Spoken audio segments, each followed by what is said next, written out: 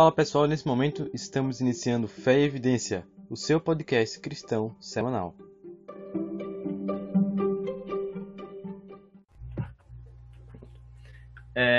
Então, nesse momento estamos iniciando mais um episódio do podcast Fé e Evidência, e nesse momento nós vamos tratar sobre um tema muito especial, um tema pertinente no meio cristão, que é a relação entre ciência e fé cristã.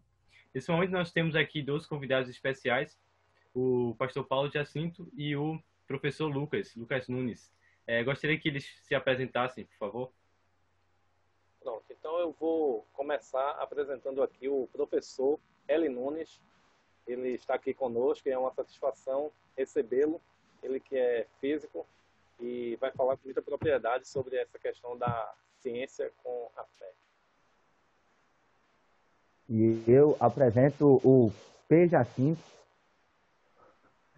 meu amigo Paulo Jacinto, ele que é físico, tem mestrado em física e também é teólogo. Vai apresentar o tema com muita propriedade. Eu gostaria de iniciar só lendo uma citação que é do matemático John Lennox, no seu livro Por que a Ciência Não Conseguiu Enterrar Deus. Ele diz assim, nessa relação, nesse conflito entre ciência e fé cristã. Ele diz assim, chegamos assim a um dos pontos principais que pretendemos apresentar nesse livro. Há um conflito muito real, mas não se trata de fato de um conflito entre ciência e religião. De modo nenhum, pois se assim fosse, a lógica elementar exigiria que os cientistas fossem todos ateus e que apenas os não cientistas acreditassem em Deus. Isso, como já vimos, simplesmente não acontece. Não, o verdadeiro conflito se trata entre duas cosmovisões opostas. O naturalismo e o teísmo, eles inevitavelmente se chocam. Então a gente sabe essa relação entre ciência e fé atualmente está bem complicada, nos últimos anos e tal. É visto basicamente entre coisas antagônicas. Mas o que a gente pode ver dessa relação entre ciência e fé, analisando um pouco a história, analisando um pouco isso que a gente conhece? Alguém gostaria de já iniciar? Como você falou aí, eu vou pegar só um trecho da sua fala, que você disse choca, né? Vou chocar. Na verdade, assim, eu considero que se chocam, eles então permanecem juntos depois do choque, viu? Porque eu não vejo dificuldade alguma, né, em conciliar a ciência com a fé. Não tenho dificuldade nenhuma e temos, né, na verdade, alguns cientistas que declaradamente eles tinham uma fé num Deus criador e mesmo assim eles continuavam fazendo ciência e boa ciência, né? Temos vários exemplos, né? Eu vou citar talvez o mais fraco, que é Newton. É interessante, Pedro, você usou uma palavra aí, antagônico. Essa palavra ela tem um sentido especial para mim, porque no dia que eu fui fazer a entrevista para entrar no curso de teologia, tinha a ficha, né, que todos os candidatos preencheram, e eu conversando com o pastor que estava fazendo a entrevista comigo, o pastor Couto, e ele perguntou exatamente isso. Ele perguntou se eu não considerava antagônico física e teologia. Então você vê, é algo que está quase que inerente ao nosso pensamento. Alguns cientistas, alguns religiosos, nós praticamente consideramos quase como algo inerente ao nosso pensamento, de que física, ciência em geral, e teologia e criacionismo não casam, né? Só que é interessante que, assim como o pastor Paulo citou aí, Newton, alguns cientistas, além de não verem problema entre fé e ciência, muitas vezes eles foram motivados a fazer ciência por causa da sua fé. Um exemplo disso é Kepler. Kepler, ele acreditava assim, como Deus é criador, então ele pensava, se Deus é criador, provavelmente existe uma harmonia nisso que nós hoje conhecemos como sistema solar. Então, onde há harmonia, há padrão. Onde há padrão, ali a ciência entra com suas leis para prever, para descrever. Então, o pensamento dele de que Deus é criador e por Deus ser criador deve haver uma harmonia, motivou ele para pesquisar. E daí foi que originou-se as 3 leis de Kepler para o sistema solar. Então você vê, além de ser facilmente conciliado fé e ciência, muitas vezes, para muitos cientistas, a fé foi a motivação para fazer ciência. Isso. Isso é bem interessante, isso aí que tu falou, Lucas. E uma coisa que eu me lembrei é a questão de que também, né, nesse dia da prova, não sei se tu se lembra o tema da redação, que era justamente a relação, né, entre fé e ciência. Peraí, só uma coisa, vocês estão ouvindo um chiado no áudio? Acho que agora melhorou, né? Tá tranquilo? Então, Também estava ouvindo aqui um chiado, Pedro. Eu tô ouvindo um chiado também, quando eu falo e quando os outros falam, não? Normal? Então, bora continuar. E assim, e uma coisa que eu vejo também é a questão de a relação entre teologia e como tu falou, né? Quando o pastor perguntou, você acha coisas compatíveis e tal? E tem aquela analogia do Francis Bacon, né? Que é bem interessante, dos 2 livros, da Bíblia como um livro sagrado e a natureza como a revelação de Deus também, né? E assim, para a questão da teologia, para quem estuda sobre Deus, nada melhor também do que estudar aquilo que Deus ele fez, a criação de Deus, que Deus também se revela por meio da sua criação.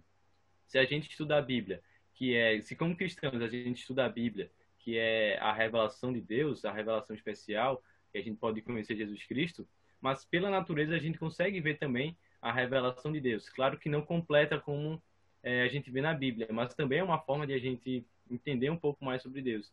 Então a gente vê que cada vez mais são coisas que estão juntas, né? Essa relação entre a ciência e a religião, e que até mesmo não só entre alguns cientistas em si gostam de fazer esse antagonismo, mas até mesmo dentro da igreja, né? Algumas pessoas não veem com bons olhos e tal, alguma coisa desse tipo, assim. E vocês citaram, né, alguns cientistas de renome que acreditam na crença cristã, tem o cristianismo, né, como o fundamento de suas vidas, e que nada impede deles continuarem fazendo ciência, né? Mas assim, o que vocês pensam que mudou um pouco a concepção da relação entre a ciência e a fé? Porque a gente sabe que durante a história essa relação foi mais profunda, mas o tempo foi passando e essa relação foi ficando um pouco desgastada. A gente vê que mais nos últimos anos essa relação as pessoas, né, realmente veem como algo bem distinto. O que vocês acham que motivou essa suposta distinção, esse antagonismo, esse suposto antagonismo, né? Como um bom aluno, vou deixar aqui primeiro o professor, pastor, teólogo, Paulo Jacinto, tem a palavra. Um privilégio para mim, porque a maior característica de Lucas é sempre a humildade, né? E é uma satisfação falar sobre isso aí, porque a gente vê que, na verdade, tem muito a ver com a filosofia em uma época específica, né? Ali com a questão do método científico, com Descartes, também a questão de colocar a razão como num patamar mais elevado. Então, com isso daí a gente vai percebendo que a religião, a fé, ela vai ficando em segundo plano. Mas, na verdade, em todas as épocas, a gente falou ali no passado, né? Lucas citou aí o Kepler, eu falei sobre o Newton, né? Mas o próprio Einstein, inclusive ele disse, né? A ciência sem a religião é manca e a religião sem a ciência é cega, né? E realmente, quando a gente vai vendo os padrões, e o Lucas falou sobre essa questão dos padrões, é, é até inconcebível você crer que tudo isso vem de algo assim arbitrário, aleatório, né? A gente vê, por exemplo, o próprio DNA, né? Ali o Francis Collins ele fala no livro A Linguagem de Deus, é um cientista que mostra, assim, apresenta algumas evidências de que Deus ele existe. E ele usa justamente esse um padrão, né? E são vários os outros padrões também que nos mostram isso daí. Mas com o passar do tempo, né, os anos foram passando e essa questão da razão se sobrepondo sobre a fé foi trazendo e fazendo com que houvesse um certo distanciamento. Mas, como eu já disse, eu repito, né, em todas as épocas, bons cientistas continuaram fazendo boa ciência, mas também acreditando em Deus. Sim, é verdade. E somando assim com o que o pastor Paulo falou, é, é interessante a gente perceber também que muito da forma como a religião é vista hoje, é pelo descrédito que ela teve naquele período ali, onde é chamado de período de trevas, logo após o período do iluminismo, onde a razão, né, ela passou a ser vista como o melhor caminho para chegar até o conhecimento. Então, a religião ela foi tendo descrédito. Só que é interessante a gente perceber que isso acontece não por causa da Bíblia em si, mas pelo que as pessoas dizem que a Bíblia diz. Então, no período ali da Idade Média, onde principalmente a Igreja Católica se colocava como possuidora do conhecimento de Deus, né, e a Igreja, como tinha muita influência política, freou durante muito tempo o avanço do conhecimento científico, né? Temos alguns exemplos de cientistas que sofreram morte por causa do seu interesse no conhecimento, na razão, né?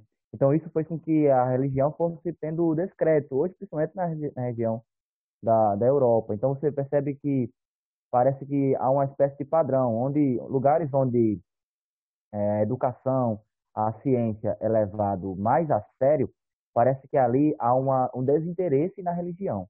Você percebe isso principalmente em lugares na Europa, por exemplo, né? Quanto maior for o interesse na ciência, na educação, menor é o interesse na religião. Só que a Bíblia, por si só, ela não parece em nenhum momento descredibilizar a ciência, né? Nem se opor à ciência. Então, parece que o problema que hoje se tem não é com a Bíblia em si, nem com o conhecimento bíblico, mas com o conhecimento religioso que foi passado, com a cultura religiosa, né? E tem muito mais a ver com a nossa opinião sobre a Bíblia do que com a Bíblia em si. Eu acho interessante algumas expressões que a gente está usando aqui. Por exemplo, algumas vezes a gente já falou, eu acho que cada um de nós três já falamos a expressão fazer ciência.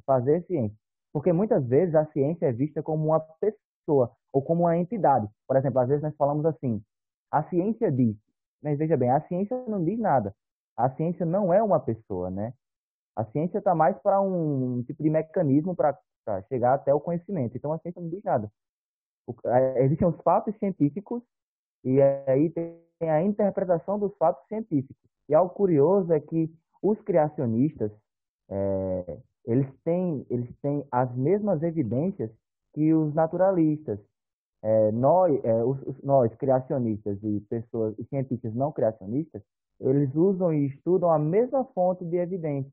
Agora, o que vai mudar é a interpretação daqueles fatos. E a interpretação tem muito a ver com a cosmovisão. A cosmovisão do indivíduo é quem vai determinar. É muito difícil que um cientista entre em um laboratório inteiramente neutro. Se abster de sua cosmovisão é quase como se abster de sua própria pele. Então, a forma como ele enxerga o mundo vai, com certeza, influenciar na forma como ele vai interpretar os fatos científicos, né? Então, acho que é por aí. É interessante essa parte que o Lucas falou, a questão do... já no final que ele falou da questão da cosmovisão, né, que a gente sempre vai com alguma ideia já sobre determinado assunto. Eu estava vendo certa vez Jonas Madureira, né?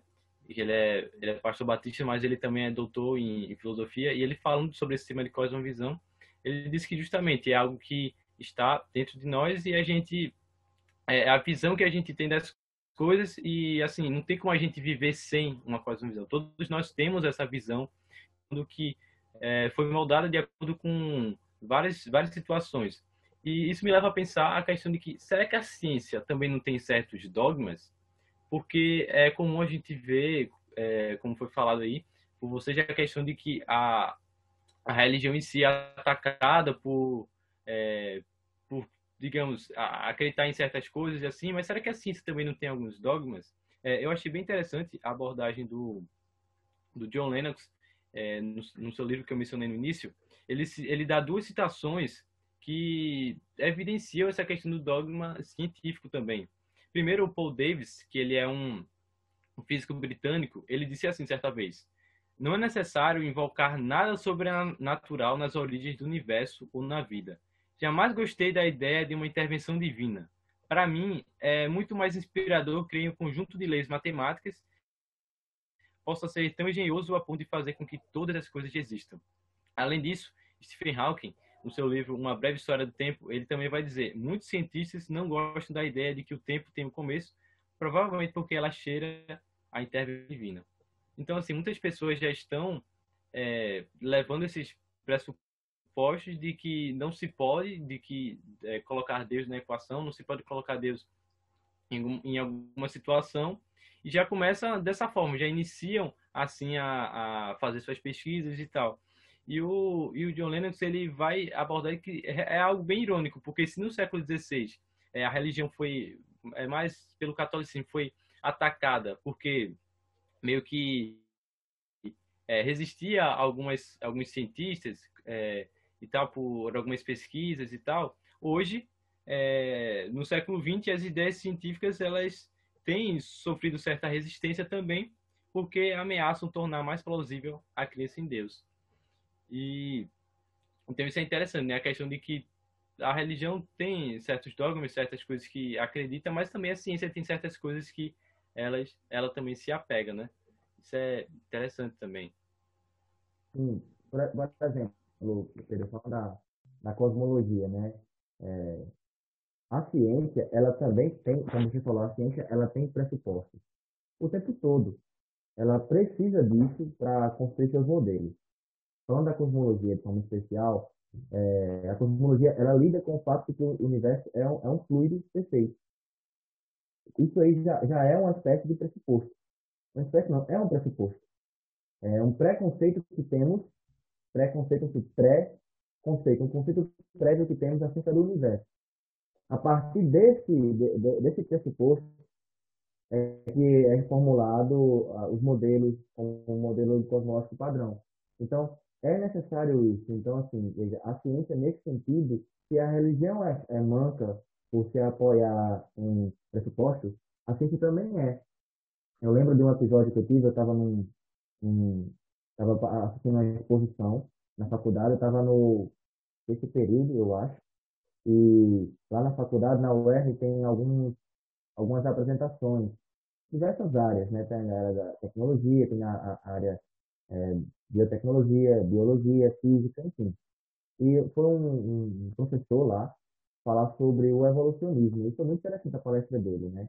Ele mostrando como a ciência avançou e hoje nós conseguimos preencher muitas brechas que o antigo darwinismo deixava. Agora, foi interessante que quando ele terminou sua exposição, um professor meu de física, muito conhecido, ele fez a seguinte pergunta. É, eu achei interessante. Antes, o darwinismo, ele mostrava saltos. E agora você apresentou um neodarwinismo construindo pontes entre um salto e outro de evolução.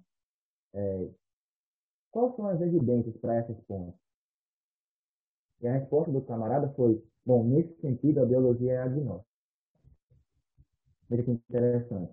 Então, com certeza, a ciência, como eu já disse, se a religião é manca por se colocar sobre pressupostos, a ciência também é manca pelo mesmo motivo. Né? Isso.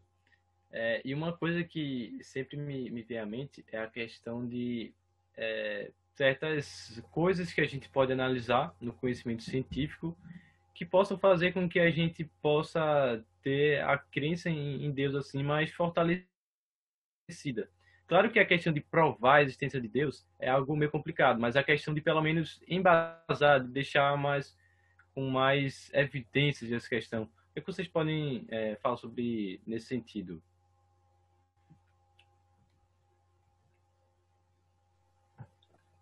Pronto, a gente tem várias coisas, né, que a gente pode usar aí. Eu falo, por exemplo, da questão do ajuste fino, né?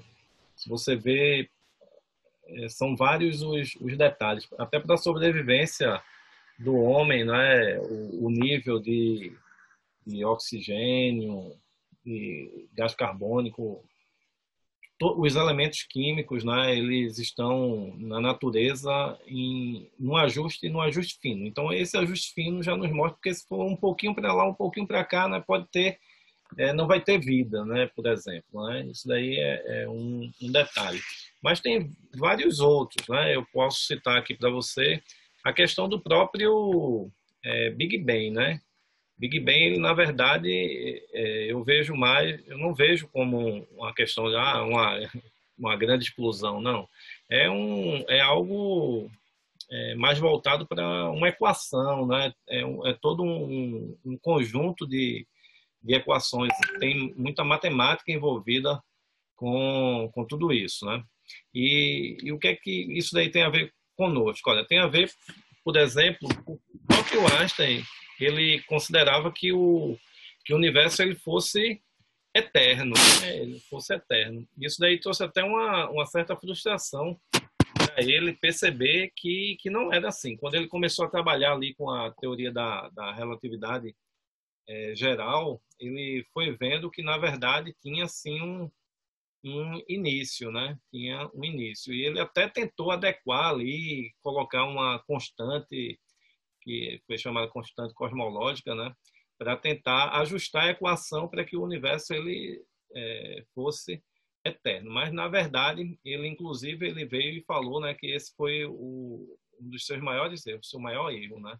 Eu acredito que a frase dele foi essa, porque na verdade teve-se um início. Então o Big Bang em si, não é isso que é tão falado aí, principalmente nessas revistas especulativas, né?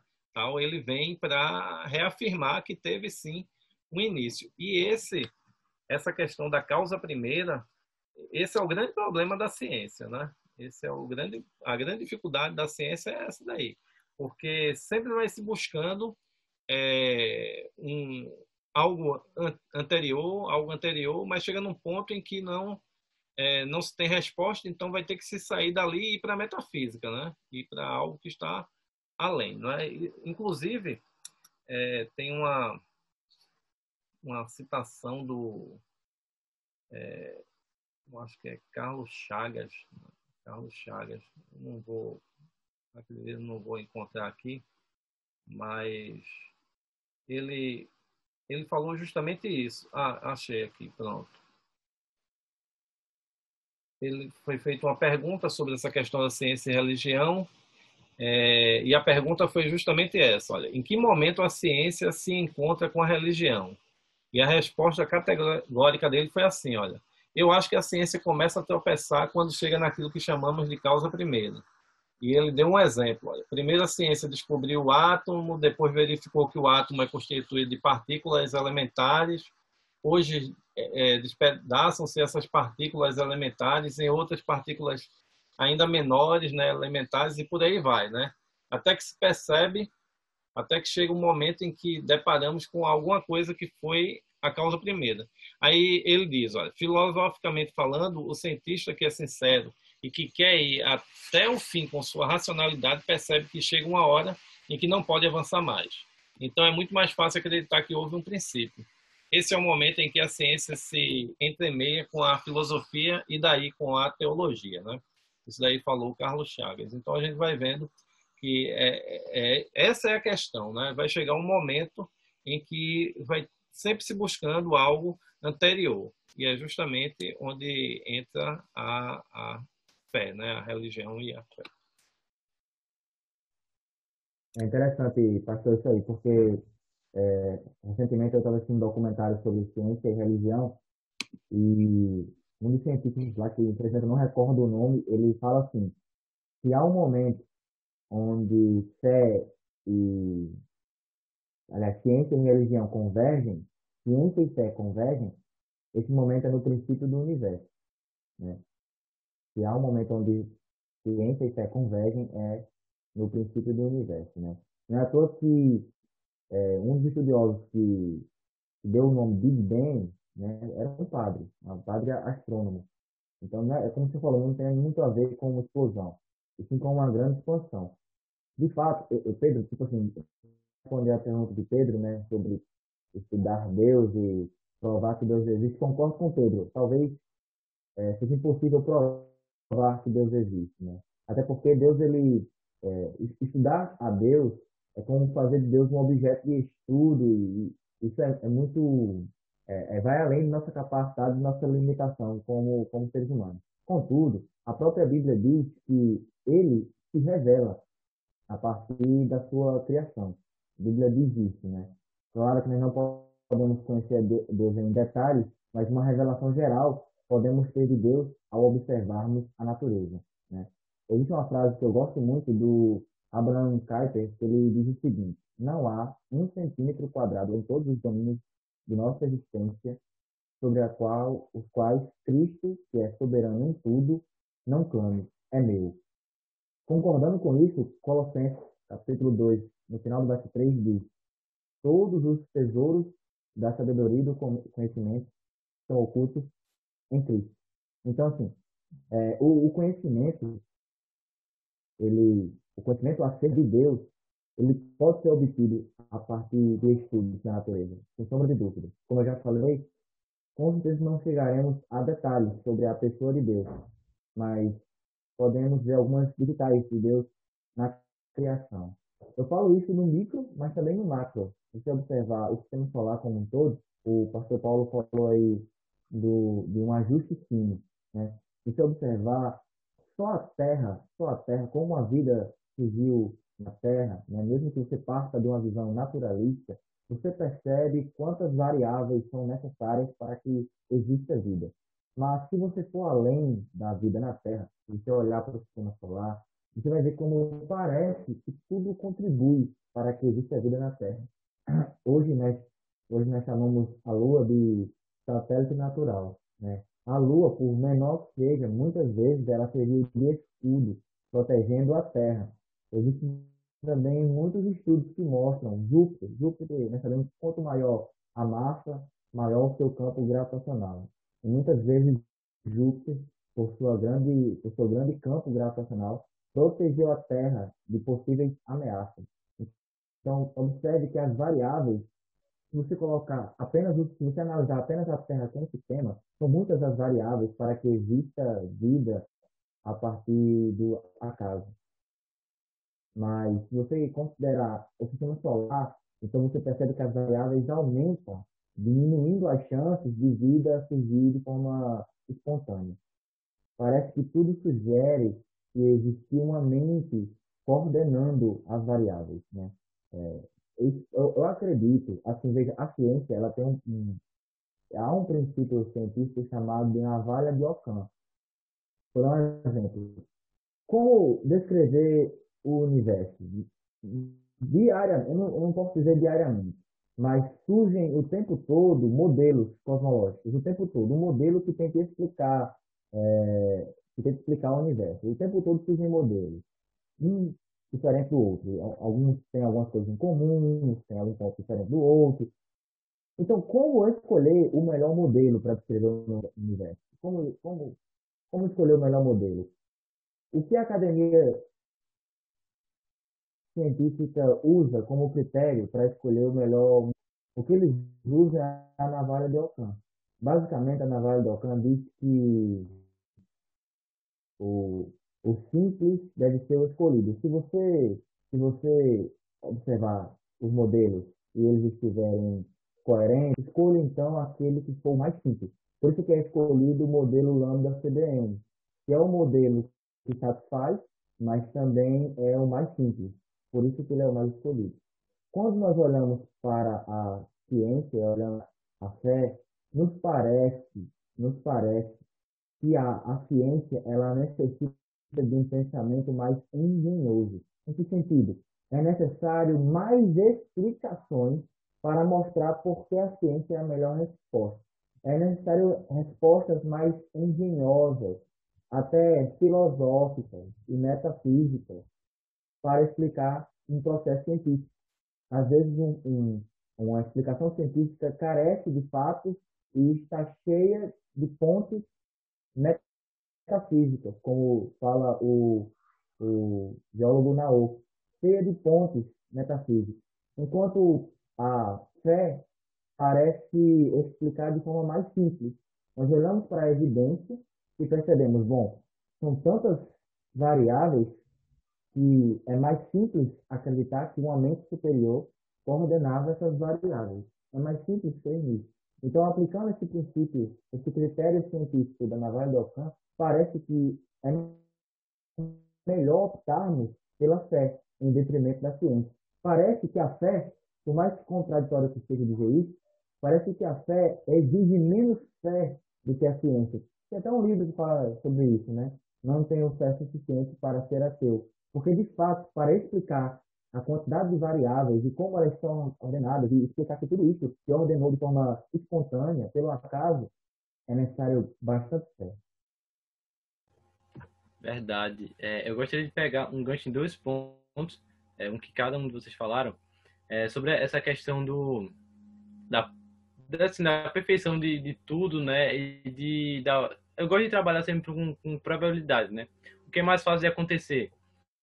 Se a gente for ver as chances de tudo isso surgir, claro que tipo há a possibilidade de tudo e surgir de acordo com vou citar como exemplo aqui a visão evolucionista, né? Claro que há a possibilidade tá, mas como o Lucas falou, é mais complicado tudo ir se juntando da forma que é proposta e tal, e chega um ponto em que é necessário basicamente a questão da fé. E eu acredito que para ambos os lados, né? E basta a gente ver qual é que está mais fundamentada. E inclusive tem muita gente que diz, inclusive o Richard Dawkins, né? Ele costuma sempre dizer que a religião tem uma fé cega e que ele critica isso e tudo mais. Mas se a gente for ver, na verdade, a fé da religião não é nada cega. Inclusive nós abordamos no primeiro podcast a questão de fé, que a fé realmente é algo bem embasado. E uma coisa bem interessante que eu queria falar é a questão da incompletude da incompletude de Gödel que ele propôs quando em um período em que os matemáticos estavam querendo encontrar aquilo que seria a fórmula de tudo, né?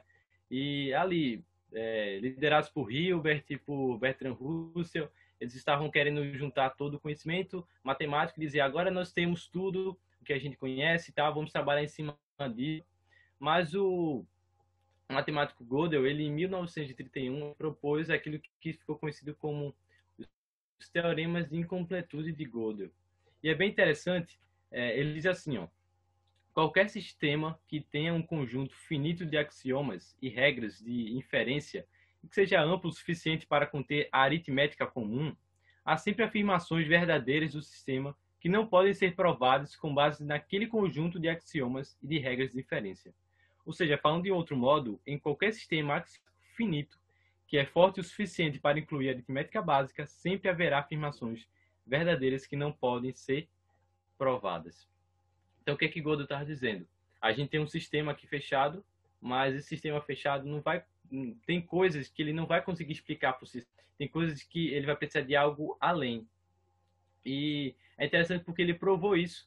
E, inclusive, foi reafirmado por vários anos depois, se eu não me engano, em 2003, o Stephen Hawking, ele realmente falou que a questão da teoria de tudo, que ele procurou, né, algum tempo e tal, ele no início achava que era possível e depois percebeu que, assim como Gödel propôs a matemática que não tinha como existir, a física também não tinha como existir. E eu gosto de fazer a analogia de um carro, né?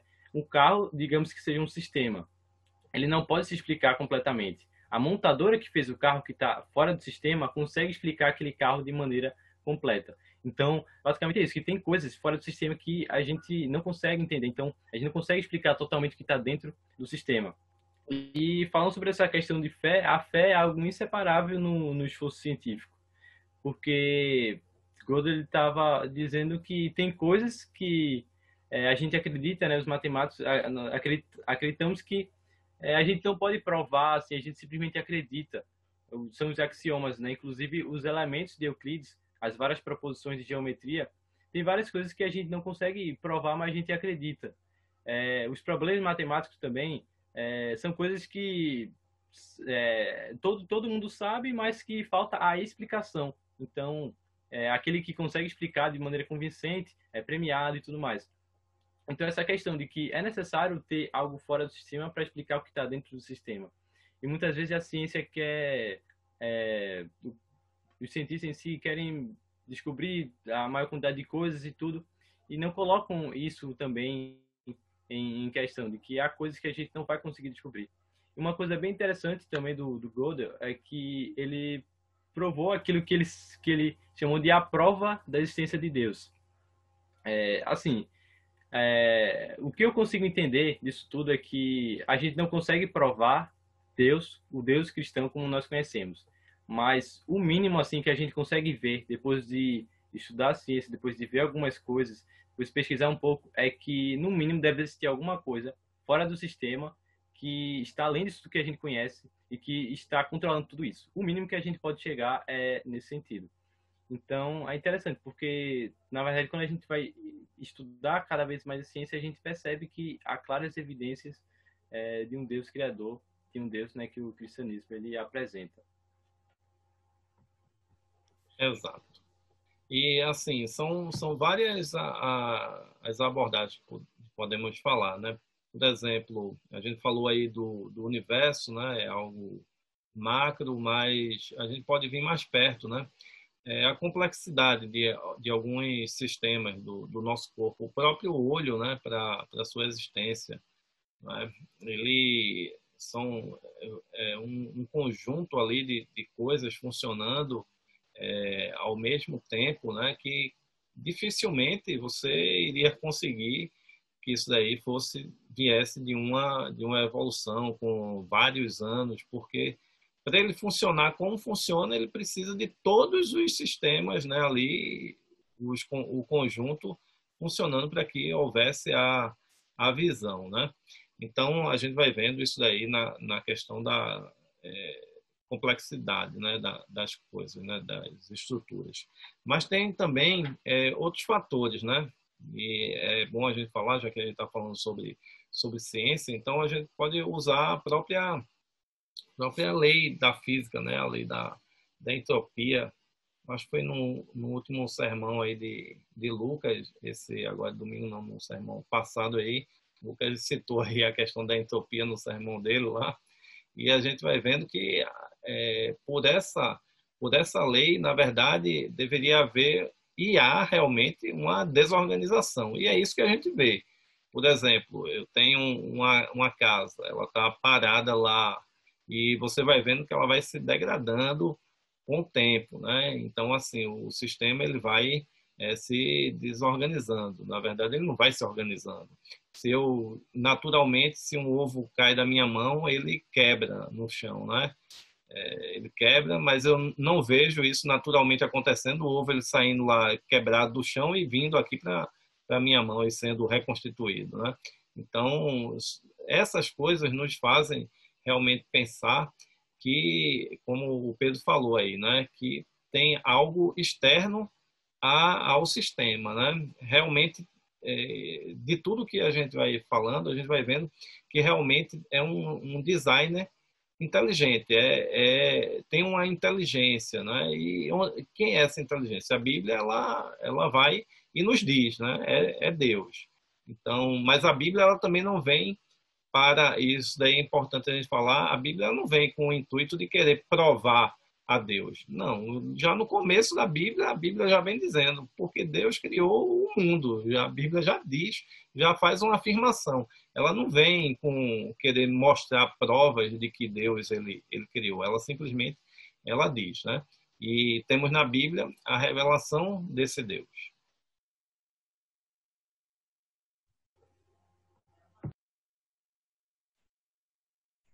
Isso é interessante mesmo, porque, veja, essa questão do a mente por trás coordenando, recentemente eu li um artigo mostrando assim, olha, é possível que você colocar num laboratório, um ambiente adequado, é necessário que ali surja de forma espontânea algumas substâncias fundamentais para a vida.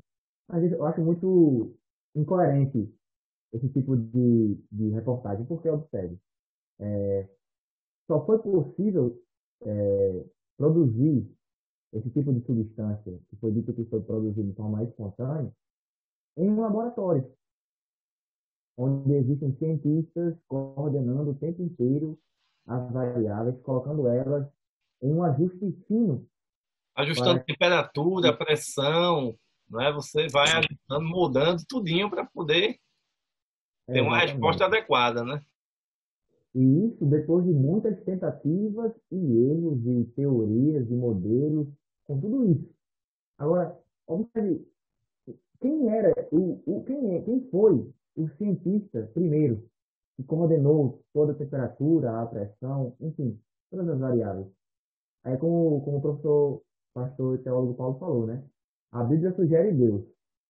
A Bíblia sugere que esse cientista, digamos assim, esse ser que coordenou tudo, foi Deus.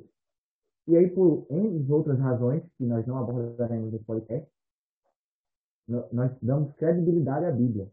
Não, como o livro, como diz um livro que eu gosto muito, o livro Nisto Supremo, o crédito da Bíblia não está em suas falas científicas ou em sua influência política e social, mas o crédito da Bíblia está em ela ser a palavra inspirada de Deus. Claro, em outro podcast, nós podemos até abordar a autoridade da Bíblia, mas, por enquanto, o que nós podemos dizer fica aquela pergunta, quem foi? Quem foi esse ser que coordenou tudo? E a Bíblia sugere, olha, foi Deus, Deus Criador, Yahvé. Bom, e aí eu, né, observando, acabo me apegando a esse ser como originador. Ele foi quem deu origem, né? E eu tenho razões para crer nisso. Não apenas a fé cega, como diz Richard Dawkins, mas uma fé racional para adotar esse ser como criador. Agora, que temos muitas perguntas sem respostas, temos. Assim como também o modelo evolucionista também tem, né? Muitas perguntas sem respostas. E eu me lembro que o Lucas ele falou aí sobre a questão do modelo, né? O modelo tem também uma característica, né, Lucas? Lucas ele citou uma da questão do mais simples ali, mas tem também uma outra característica de realmente você ter a resposta para algo, né? Por exemplo, o modelo atômico, né?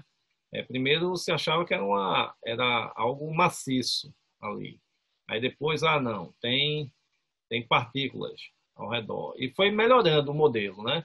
E você vai vendo que vai melhorando o modelo, mas o modelo é justamente para isso, né? Para ser modificado, né? Para ser ajustado e tal. Então, assim, eu também vejo, tanto no modelo evolucionista, tem várias perguntas que não se tem respostas, certo? O problema que eu vejo, eu lido tranquilamente, tanto com o modelo adotado por mim, que é um modelo criacionista, quanto o modelo evolucionista. Eu lido sem problema. Agora, tem uma questão.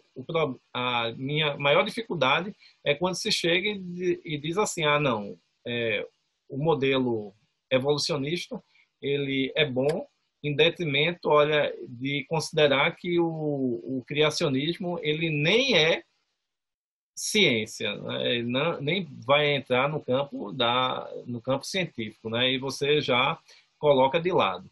Isso daí a gente vê um problema grande que chega aos nossos dias, e falando de algo bem atual, eu acredito que o presidente agora da CAPES, né? Ele é criacionista, né? Me fugiu o nome dele agora. Benedito Guimarães, né? Ele é da área de engenharia elétrica, é doutor lá na Alemanha, tem pós-doutorado também nos Estados Unidos, tudo, e foi colocado agora como presidente da CAPES. Então, veio um bombardeio aí de pessoas, né, questionando e tal, e agora, como é que vai ser? Ele vai podar e tudo. Mas, assim, qual é a dificuldade de ter uma pessoa que crê no criacionismo como um presidente dessa entidade, né? Só lembrando que é uma entidade de fomenta pesquisa e tudo. Ele é um bom pesquisador, ele tem vários trabalhos publicados, tem currículo para ser o presidente, tanto que foi colocado como tal. Então, assim, para mim, o maior problema é você querer excluir. Você querer excluir, eu excluo aqui o criacionismo e agora só apresento a visão evolucionista. E isso é o que temos visto desde muito tempo, sendo apresentado só um viés, né? Eu considero que devemos abrir o leque, né? A possibilidade de apresentar um outro modelo, né? O modelo criacionista, a questão também do design inteligente, eu acredito que deve ser também apresentado. Veja bem, eu acho interessante demais. Eu não estava por dentro disso que o pastor Paulo falou agora e achei interessante. Veja, as pessoas têm medo, né, que ele, por ser criacionista, acabe freando alguma coisa. Isso é até compreensível, o medo das pessoas. É compreensível, elas têm razões históricas para ter esse medo, né? Agora, veja, existe uma tensão entre o avanço tecnológico, conhecimento científico e a ética. Isso nós sabemos, existe uma tensão entre uma coisa e outra. Eu acredito que a ciência, o avanço científico, ela necessita de um referencial ético. O problema está quando o referencial ético ele se apropria de sua verdade absoluta, como, por exemplo, foi na época da Idade Média, quando a Igreja Católica era uma espécie de referencial ético, e ela freava o avanço científico por causa da forma como ela compreendia as Escrituras, né? Então, veja, a Bíblia, como eu já falei anteriormente, a Bíblia por si só, o conhecimento bíblico por si só, nunca irá se opor ao avanço científico. E se as pessoas tivessem acesso a isso, se elas estivessem cientes desses fatos, elas não teriam o medo, não teriam medo de que algum criacionista ocupasse um cargo como esse. Como o pastor Paulo falou, ele é apto para ocupar. Se as pessoas tivessem essa concepção de que o conhecimento bíblico por si só, ele não se opõe ao avanço tecnológico, ao crescimento científico, então elas não teriam esse medo. Veja, existe de fato uma tensão. Se você observar alguns exemplos, aborto, transfusão de sangue, transfusão de sangue em testemunho de Jeová, por exemplo, aí vai haver uma tensão entre ética e ciência, né? Suicídio assistido, clonagem. Então, são tensões que há entre a ética e a religião.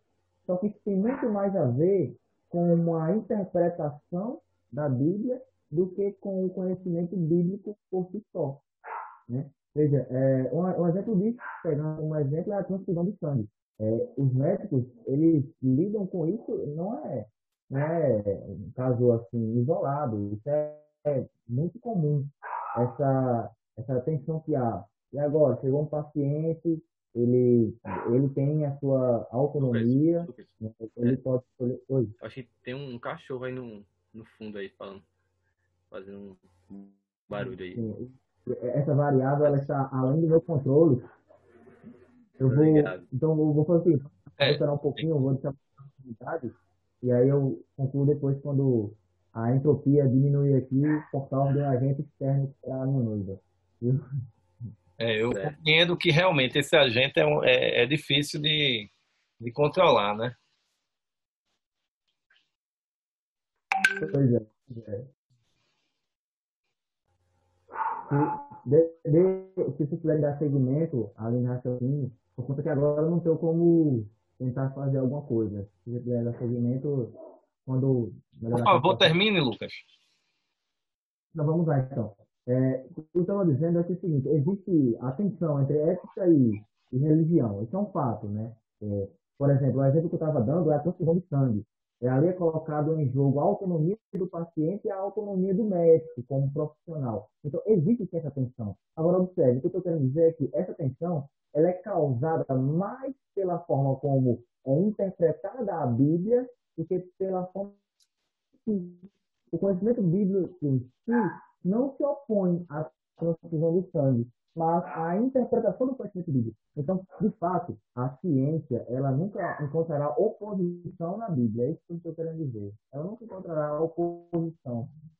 Se, como nós já mostramos, se tudo que há no cosmos, tudo que há no universo, cada centímetro quadrado estão em Deus, no sentido de todo conhecimento tem como origem Deus, então a ciência também tem a sua origem em Deus. Então, a ciência ela pode ser potencializada pelo conhecimento de Deus. Ao nos colocarmos como mordomos, ao nos colocarmos como servos de Deus e em uma posição humilde, fazendo uso das capacidades intelectuais que Deus nos deu, então, com certeza, a ciência será beneficiada por isso, ou haverá avanço científico por causa disso, e não o contrário, né? Quando havia o contrário, quando a gente era barrada e estreada por causa de algum conhecimento religioso, como eu já disse, eu repito, isso tinha mais a ver com a interpretação bíblica e não com a Bíblia em si. isso aí, bacana. A gente já está chegando assim já na reta final, mas eu gostaria que vocês tiverem mais alguma coisa para falar, não sei, já emendar também para as observações finais aí também. Pronto, eu quero falar aqui de algo que a gente não citou até então, e já que está no finalzinho, até para dar uma deixa já para os próximos momentos, né?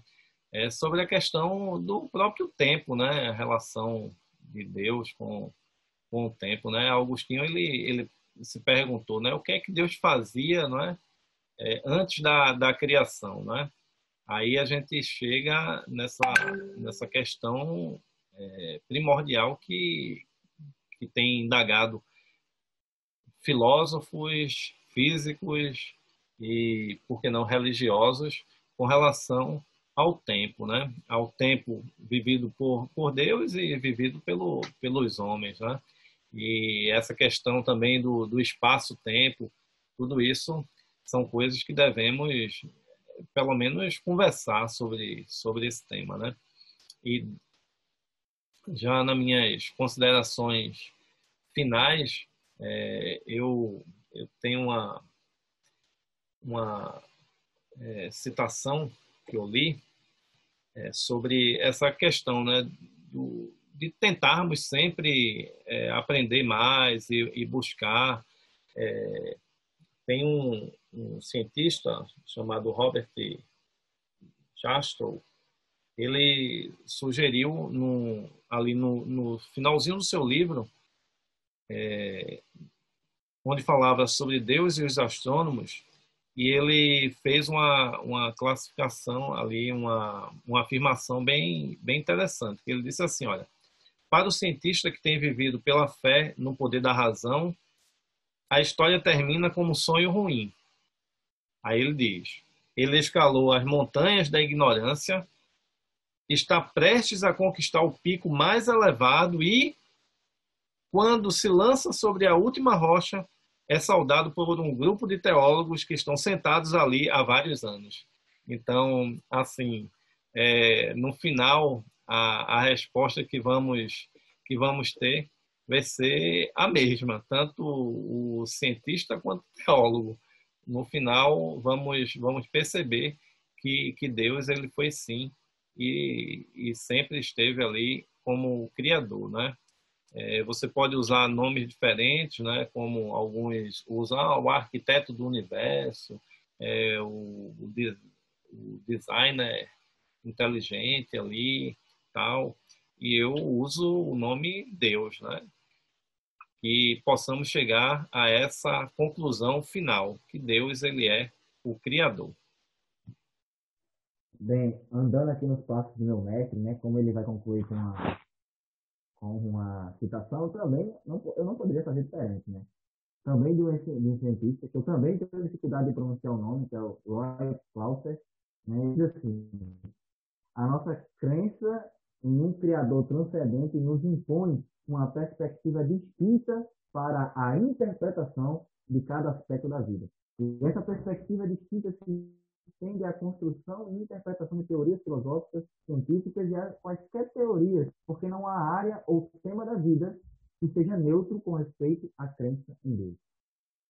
Então, é, todo o conhecimento está nele. Ele é a fonte de todo o conhecimento.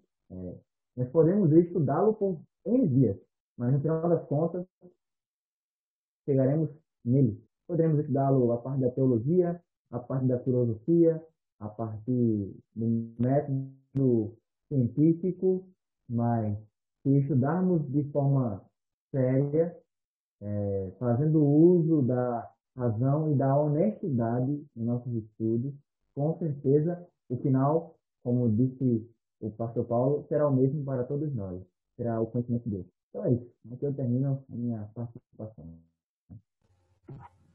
É isso aí, né? Que a gente acredita nisso e esperamos que as pessoas também, quem sabe, né? Não, se não for agora, mas daqui a um tempo, né? Posso chegar a essa conclusão também desse criador, né? Então, pessoal, foi uma satisfação receber vocês aqui em mais um episódio do podcast. Também já estão convidados para próximos episódios. A gente vai vendo aí também outros temas para chamar vocês também. Foi uma satisfação para a gente. Toda a equipe, acredito que foi bem enriquecedora ter a presença de vocês e que agregou muito, de fato, e que nossos ouvintes também, né? Gostaríamos de agradecer nossos ouvintes, que vocês sabem, né? Cada quinta-feira, um novo episódio do podcast Fé e Evidência para vocês. É isso aí, pessoal. Nós vamos finalizar aqui nesse momento. Até a próxima. Valeu. Até mais. Até mais.